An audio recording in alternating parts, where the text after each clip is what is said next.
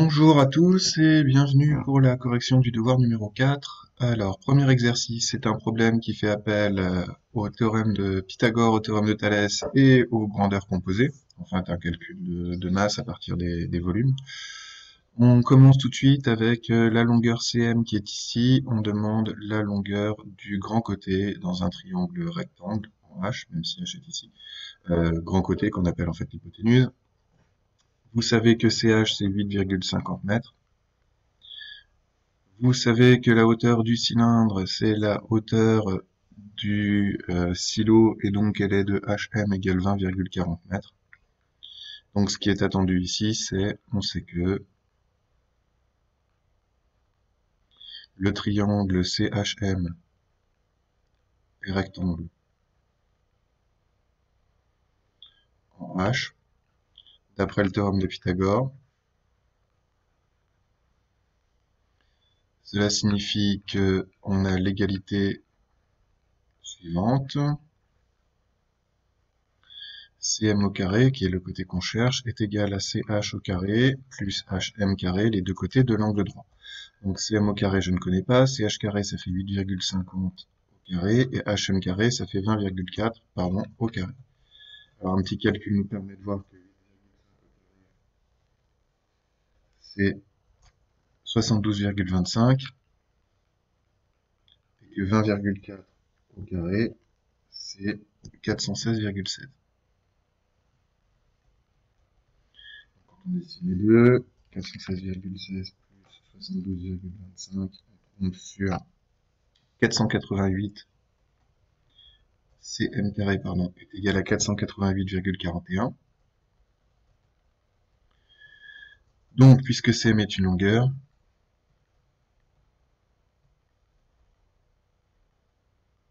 c'est positif, et on gardera juste la valeur positive.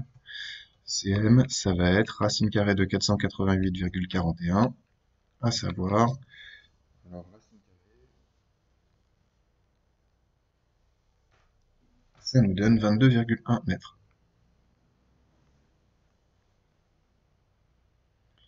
Nouvelle longueur, donc que l'on ne connaissait pas et qui va nous servir bien évidemment pour la suite avec le théorème de Thalès.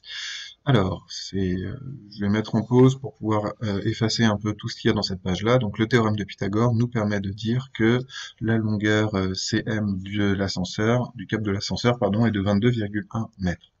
Tout de suite pour la suite de la correction. Me voilà de retour donc pour la suite de cette correction. Deuxième question, on va utiliser le théorème de Thalès. Alors comment est-ce qu'on s'en rend compte? Dès le départ, vous avez vu que vous aviez des triangles emboîtés, donc ça aurait dû vous sauter aux yeux et vous donner envie d'utiliser le théorème de Thalès. Il nous reste à parler des droites parallèles, qui sont évidemment celles-ci, du point de référence qui est le point C, et d'utiliser les différentes longueurs. On sait que, comme d'habitude, on commence par décrire la configuration. Première chose, donc les points MEC et les points HFC sont alignés sur de droite séquente. On va insister bien, de droite séquente en C. Je rappelle que le principe de cette rédaction, même si elle est très lourde, c'est d'insister sur le fait que C, c'est votre point de référence et c'est à partir de lui que vous allez tirer vos rapports. On sait également que les droites MH et EF sont parallèles. Enfin, est-ce qu'on le sait vraiment? Non. Donc il va falloir le montrer. MH, c'est très classique, hein, et EF sont toutes les deux perpendiculaires. Alors elles sont perpendiculaires à la même droite, qui est la droite CP. J'essaie d'écrire proprement, mais c'est un peu compliqué. Donc, MH est parallèle à EF. Et ça, c'est pareil, c'est extrêmement important, parce que si vous n'avez pas le parallélisme, le théorème de Thalès ne s'applique pas. Il faut l'alignement, donc une bonne configuration, et aussi en fait, on parle de Thalès, là on aurait pu passer par des triangles emboîtés, ça revient, des triangles semblables emboîtés, ça revenait au même. D'après le théorème de Thalès,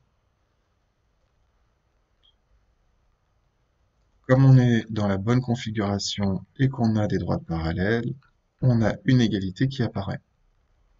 Cette égalité, c'est la suivante. On part du point C, CE sur CM est égal à CAF sur CH, qui lui-même va être égal à EF sur MH. Je rappelle que c'est vraiment parce qu'on a identifié le point C comme étant le point de référence. Il faut vraiment passer du temps dessus pour bien penser que c'est à partir de C que vous allez tirer vos rapports. Alors maintenant, si on reprend les différentes longueurs qui sont à disposition, qu'est-ce qu'on va utiliser? Alors, CE, je ne le connais pas pour le moment. CM, on vient de le calculer à 22,1 mètres. CF, il fait 2,50 mètres, si j'arrive bien à lire. CH, il fait 8,50 mètres. EF, je ne le connais pas, mais je vais le chercher. Et HM, on me dit que c'est 20,40 mètres. On est toujours dans des histoires d'exercices de brevet, c'est-à-dire que en utilisant rien que ce qu'on avait au départ, donc sans avoir réussi à résoudre la première question, on est quand même capable de résoudre la deuxième puisque les seules valeurs nécessaires sont ici. On en déduit donc que EF est égal à 20,40 fois 2,50 divisé par 8,50.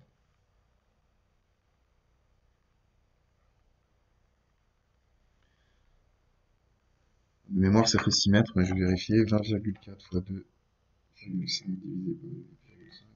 Et c'est ça fait 6 mètres.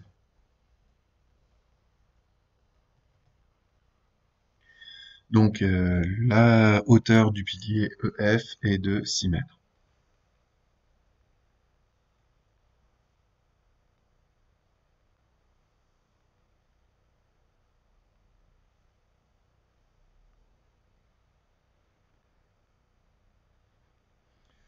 Ensuite, troisième question, quelle est la masse maximale de blé que l'on peut stocker dans ce silo? Bien comme tout à l'heure, je vais mettre en pause et on va revenir dessus.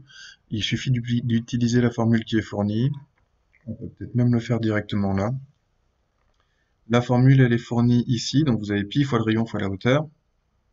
Pi, on l'a. Le rayon, attention, on vous donne le diamètre du cylindre qui est de 4,20, donc le rayon c'est 2,10 mètre au carré, fois la hauteur qui est de 20,4 mètres. Tout ça, ça va vous donner le volume du cylindre, et pour obtenir la masse totale, il va falloir multiplier par le fait que vous avez 800 kg de blé par mètre cube. Donc on va multiplier par 0,8, comme ça on a directement le poids en tonnes, enfin la masse en tonnes, pardon. 0,8 tonnes par le nombre de mètres cubes, ça vous donnera le résultat attendu. Donc en fait, la masse maximale de blé que l'on peut stocker, c'est 0,8 fois I fois 2,1 au carré fois 20,4.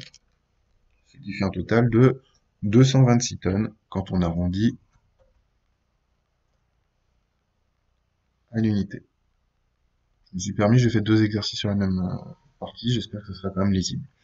Voilà qui conclut ce premier exercice. Pythagore, Thalès et cette question concernant les volumes et la masse associée, ce sont des vrais classiques du brevet.